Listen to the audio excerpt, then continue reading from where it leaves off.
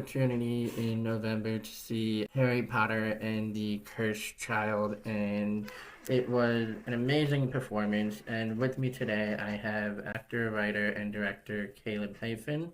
He performed in the Broadway production of Harry Potter and the Cursed Child as James Potter Jr. and Cedric Diggory. Caleb, if you could expand a little bit on your career for us. Yeah, I think my acting career really all started when I was cut from the basketball team my sophomore year in high school.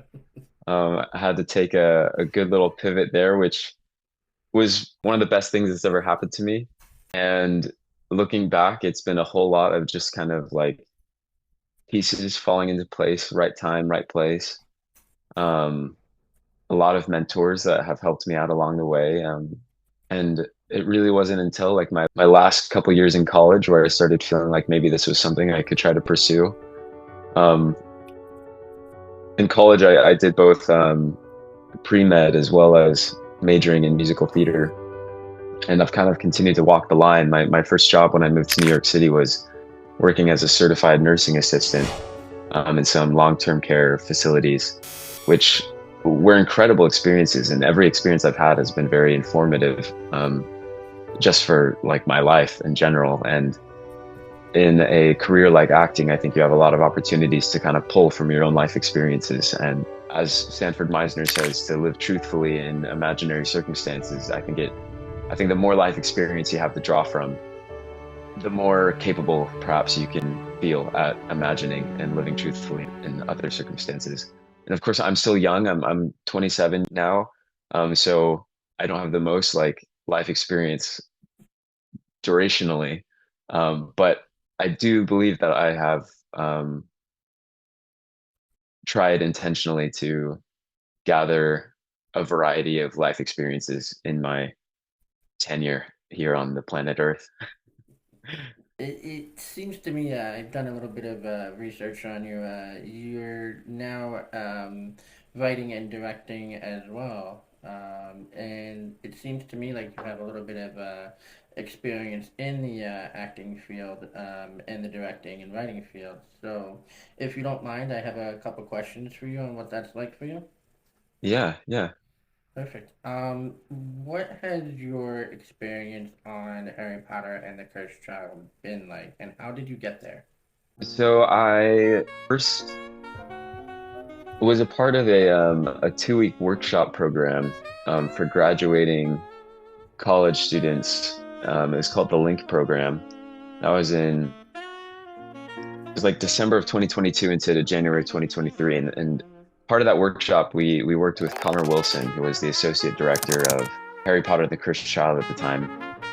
I believe now he's the associate director of Waiting for Godot with Keanu Reeves. Um, and that was just one of the best experiences. I hadn't really heard of Harry Potter and the Cursed Child at all, but working with Connor was such an exciting workshop. We each got to like pick a scene and work on it for a bit.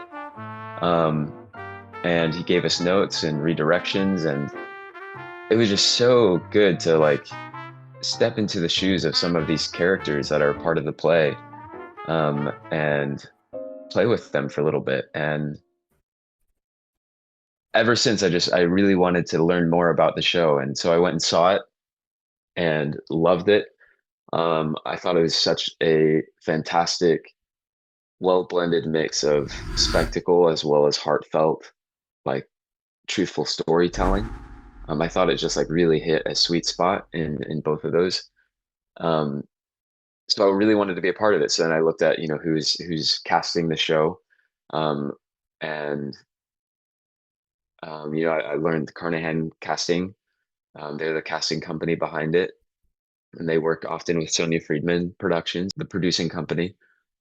So I had met Jason Thinger, who works at Carnahan, as a part of this Link program. So I just tried to take another class with Jason, and I really loved their vibe and just like who the people were that worked at this casting office, and just wanted to get to know them more. And eventually, there was an open casting call for their national tour, and my agent that I got through this 2 week Link program, she submitted me for it, and it was just kind of a classic audition process from there where we had a self-tape, then an in-person audition, then a movement call, um, and then a second movement call, and then um, kind of like a final last little callback. Um, and then we found out soon after, and that was in December of 2023 that I found out that I would be joining the touring company in July of 2024. So it was like a 7 month waiting period where it was like I'm not allowed to talk about it, but I know I'm going to be doing this thing. And it was during that time when I felt more secure in the work that would be coming that I decided to kind of quit my CNA job, quit my like restaurant job, and then I studied for the MCAT and took the MCAT. Did some traveling with my partner, and then when July came around, we hit the ground running, and it's just been a magical experience ever since. The cast and company have been just some of the most amazing people, and that's kind of been the most fantastic part of it, of being an actor in Harry Potter and the Cursed Child. That is amazing. I remember me and my fiance, we went outside for a stage tour, and there was hundreds of people out there waiting for you guys to come out and sign playbills and sign merchandise and everything, take pictures with you guys. That experience, I can only imagine what it was like for you as it was for us being involved in such a big franchise and such a big name like Harry Potter and the Cursed Child. Which leads me to my next question for you. What advice do you have for those looking to get into the field of acting, especially on stage like Broadway? Yeah, I think there are ways to work smart. I think if you know kind of where you fit in the industry, what kind of characters you're likely to be perceived to play by casting directors, I think all of that is helpful information for you to help you guide you in your efforts to work smarter, because you could just throw yourself at every audition. Um, but if you know the auditions that you're going to be right for, um, it's just going to be a much more efficient process. And if you look up, who's casting the shows that you want to be in, you can sign up for classes with perhaps associates of those casting companies and just try to get your name into their offices. It is a very human industry, so it is very like people look out for people that they like and people that they respect. And um, as long as you continue to respect others and genuinely admire the work that they're doing, I think people like to pay respect back to those that are giving it. And it is a lot of right place, right time. There is a lot of just luck. It was very lucky that the year I moved to New York City, they happened to be casting for the national tour of Harry Potter and the Cursed Child. Um, and it's also very lucky that I happened to be 5'7", which is like the height requirement for some of these tracks that are students at Hogwarts. Um, so there's a lot at play there, but um, I think life in the city is also just really great. It was hard, for the first like 10 months of moving here. It was hard for us, but we eventually learned to really love the city. And a lot of my friends that have moved here and have had varying degrees of success, I think the more they've kind of like rooted themselves in what they enjoy day in and day out, the more they can sustain themselves in their pursuit of an acting career while also being engaged in just other activities or other jobs. Because it's probably a staggering statistic of like how many actors are working in other professions, just because there are so few roles available for all of us that are trying to do it. It's amazing to me how many productions alone are on Broadway. There's countless of shows, countless of Broadway musicals, serious plays that you can go see, and then you have off Broadway. It's amazing that if you're handpicked from somebody and you're put on stage, that means you did something right. You know, Mm. you made somebody happy with your audition, and you're doing you're doing what you're supposed to be doing by, like you said, following the process of auditions and following the process of making the right people happy, and getting them to respect and like your work. With that said, my next question for you is, what kind of challenges have you faced along the way? That's a good question. I mean, I think the most common challenge is probably just the like submitting auditions and then never hearing anything back. I think that's a pretty Mm. shared experience, um, regardless of what it is on stage or in TV film. Um,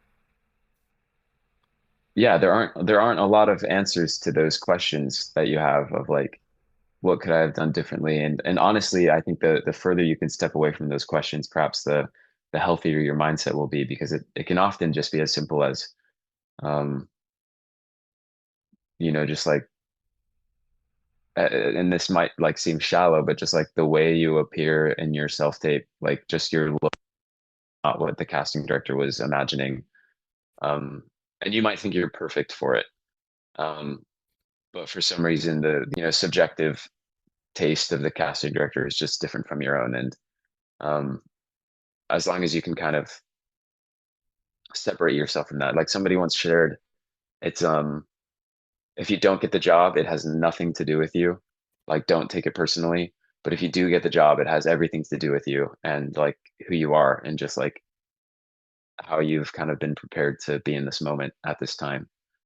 Um, which I like that motto. I think that's a good one to live by. That is amazing advice. I like that. So I have one more question for you, and then I know you're short on time. So my question for you is, after doing some research, I've seen some photos on your Instagram and IMDb and everything. You seem to have been a big fan of the Harry Potter franchise for a long time. What would your younger self say to you for landing such an amazing role in that? What would my younger self say to me? Uh, that's such a good question. I'm like trying to take it so literally. I'm like, what would my younger self say to me? Um, I don't know. My younger self was like if I'm thinking like third grade, maybe when I started like reading the books, uh, I was so like annoying and like hyper energetic when I was in third grade. So I'd probably be like, I probably wouldn't say anything. I would probably be like jumping around or like trying to do that thing where you like hold the adult's hands and then like run your legs up and do like a backflip off of them. I'd probably just be like buzzing around. Um, yeah, it's really surreal. It is people say like don't meet your heroes.